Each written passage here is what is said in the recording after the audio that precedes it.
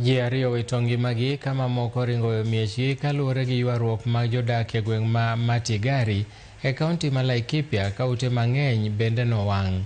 Kaluwore gi joma noyudo masirago, rowere ariyo nowito ngimagi e gweng' ma Matigari bang' ywaruok omuoch e kindgi ka okinyi ma kawuono ni ringre achiel kuom rowerego ne okwany machiegni gi dala moro. Anyuola ariyogi ne giywaruok e wi chulo kuoro. Familia mane odar e miechegi kaluwore gi tulogo koro ogoyo jota kanisa moro e boma mar Umuruti, kilomita 15 kowuok kar tulono.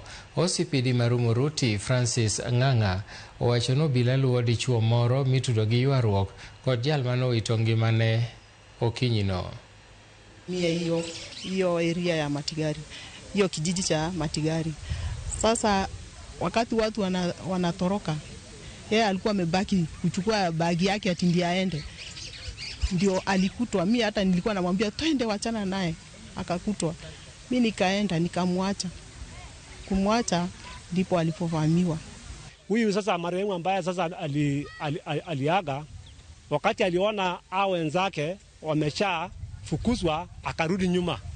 Hasa kurudi nyuma ndio akakuja kwa nyumba yake, kwa sababu watu alikuwa ameanza kuzingira hapo na gari askari ameshaondoka, akajifungia kwa nyumba.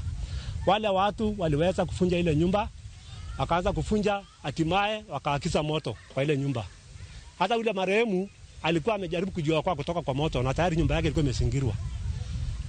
Jamaa kuruka kwa nyumba, akakimbiza kijana mpaka kwa nyumba mwingine ambaye ni neighbor yetu hapa Msamburu, akakufia hapo. Sasa si hakuna kitu iko.